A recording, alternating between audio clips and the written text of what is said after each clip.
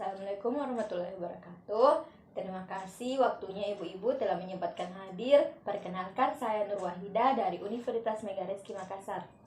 Kali ini saya akan melakukan penyuluhan tentang ma dan ger. Untuk pertama-tama, mari kita ketahui apa itu ma.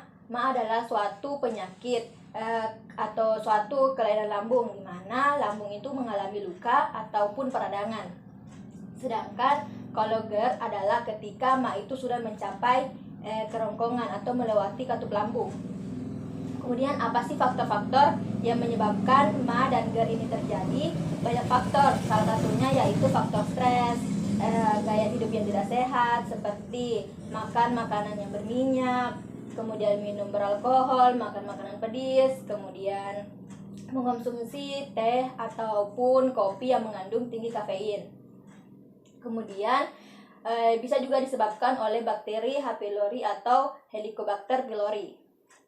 Di mana untuk gejalanya sendiri yaitu biasanya kita mual-mual. Kemudian perut kembung karena disebabkan akibat dari penumpukan gas di dalam lambung. Itu juga yang menyebabkan kita cepat kenyang. Nah, ketika itu biasanya juga terjadi sendawa karena gas itu sudah mencapai mencapai kerongkongan sehingga kita sering bersendawa.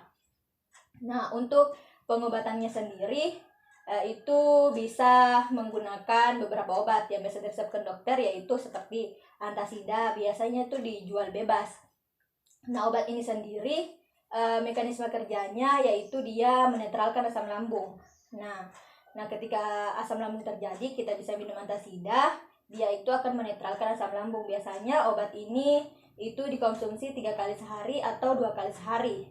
Karena obat ini mengaruhi obat lain, maka harus diberi jeda antara obat yang satu dengan obat yang lainnya. Maksimal itu 1-2 jam. Kemudian bisa diminum sebelum dan setelah makan. Diselingi 1 jam setelah makan atau sebelum makan.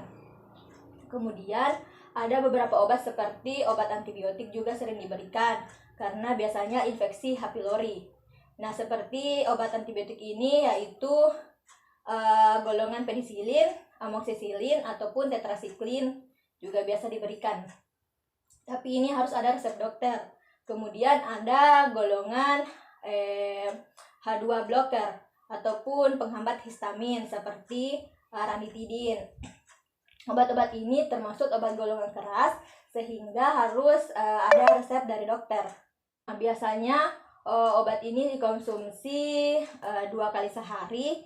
Kemudian sebelum dan setelah makan bisa dikonsumsi sebelum dan setelah makan, diselingi 1 jam. Kemudian obat ini tuh bekerja dengan cara menghambat histamin.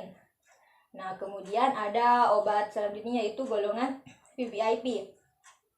Atau seperti omeprazol, lansoprazol. Nah, obat-obat ini juga termasuk obat golongan keras. Nah, obat ini harus diresepkan juga oleh dokter. Nah, untuk pemakaiannya sendiri itu bisa 2 kali 1 atau untuk pemakaiannya sendiri itu bisa 2 kali 1.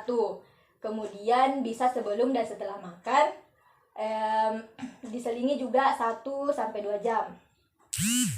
Untuk makanan-makanan yang tidak boleh dikonsumsi seperti itu tadi, untuk menghindari makanan-makanan atau minuman yang tinggi kafein. Kafein seperti kopi atau teh.